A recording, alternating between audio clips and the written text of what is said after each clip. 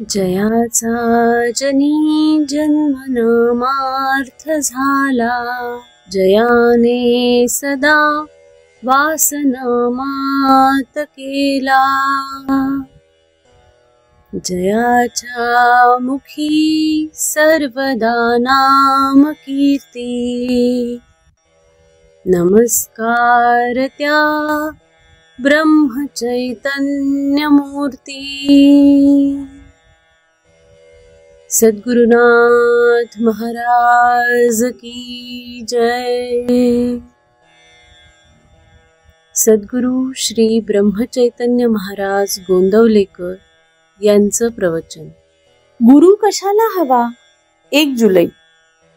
व्यवहारात सुद्धा आपल्याला गुरु करावा लागतो, तर त्याच्यापेक्षा अवघड ज्ञान होण्यासाठी गुरु नको असे म्हणून कसे चालेल? प्रपंचात सुखदुःख झाले, समाधान मिळाले नाही, तर मग खरे सुख कुठे आहे आणि ते मला कोण दाखवेल? अशी ज्याला तळमळ लागेल तोच गुरु करील। प्रपंच आम्हाला कडू वाटला तरच शिष्य होण्याचा प्रश्न। शिकावे असे ज्याच्या मनात येते तो शिष्य, आणि जो शिकवितो तो गुरु। मला काही कळत नाही असे ज्याला वाटतो तोच गुरु करील। मी राम राम म्हणतो, वाईट मार्गाने जात नाही, मग गुरु कशाला हवा असे काही जण म्हणतात। मी केले ही जाणीव आड येते, म्हणून सद्गुरूची आवश्यकता आहे। सत्कर्माचा अभिमान जर आपल्याकडे घेतला तर रामाचा विसर नाही का पडला? अभिमान गेल्याशिवाय राम नाही भेटणार। देवाजवळ गेला तरी नामदेवाचा अभिमान नाही गेला, म्हणून भगवंतांनी त्याला गुरु कर म्हणून सांगितले।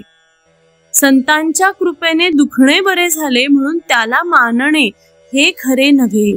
जो शिष्याला विषयात ओढील त्याला गुरु कसे म्हणावे? जो काही चमत्कार करून दाखवेल त्याला आम्ही बुवा म्हणतो। संताची परीक्षा आम्ही बाह्यांगावरून करतो। सर्वानुभूती भगवंत ज्याला पाहता येईल त्याला संताची खरी ओळख होईल। संताच्या संगतीत आपल्या मनावर जो परिणाम होतो त्यावरून आपण संतांची परीक्षा करावी। माझे चित्त जिथे निर्विषय होईल तिथेच संताची खरी जागा म्हणता येईल। ज्याला भगवत प्राप्तीची तळमळ लागली आहे त्यालाच शिष्य म्हणावे। जो गुरु आज्ञेबाहेर जात नाही आणि गुरु हेच भगवंत प्राप्तीचे साधन मानतो तो सच्शिष्य होय। गुरु परता देवधर्मच मानू नाही। काही कानडी माणसे महाराष्ट्रात आली, त्यांना मराठी येत नव्हते। त्यांनी एक दुभाषी गाठला आणि त्याच्या मागोमाग ती पुष्कळ हिंडली। त्यांची चिंता आणि जबाबदारी त्या दुभाषावर पडली। तशी आपण दुभाषाची म्हणजे सद्गुरूची संगत केली पाहिजे। तो म्हणेल तिथे जावे, तो सांगेल तसे करावे, मग परमात्मा मिळेलच। शास्त्रे आणि वेद अनंत आहेत, ते शिकायला आपल्याला वेळ कुठे आहे? सद्गुरूंनी नवनीताप्रमाणे सर्व साधनांचे सार असे जे नामसाधन सांगितले ते आपण करावे, म्हणजे भगवंताचे प्रेम लागेलच। बाजारात गेल्यावर जो माल आपल्याला अनुकूल आणि माफक दराचा असेल तोच घ्यावा। त्याप्रमाणे परमार्थाच्या अनेक साधनात आपल्याला अनुकूल आणि माफक असे नामस्मरण हेच एक उत्तम साधन आहे। तेच करावे आणि आनंदाने राहावे। भगवंताबद्दल जिज्ञासा उत्पन्न होणे ही खरी भाग्याची गोष्ट आहे। असा जिज्ञासू शिष्य भेटला तर संताला आपले स्वतःचे सार्थक झाले असे वाटते। भगवंताबद्दल जिज्ञासा उत्पन्न होणे ही खरी भाग्याची गोष्ट आहे। असा जिज्ञासू शिष्य भेटला तर संताला आपले स्वतःचे सार्थक झाले असे वाटते।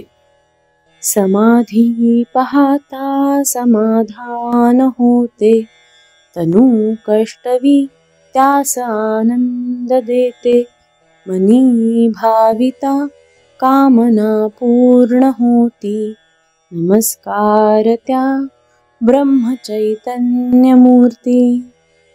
नामस्मरे निरंतर, ते जाणावे पुण्य शरीर। महादोषांचे गिरीवर रामनामे नासती। सद्गुरुनाथ महाराज की जय। श्री अनंत कोटी ब्रह्मांड नायक राजाधिराज सच्चिदानंद सद्गुरु श्री ब्रह्म चैतन्य महाराज की जय। जय जय रघुवीर समर्थ।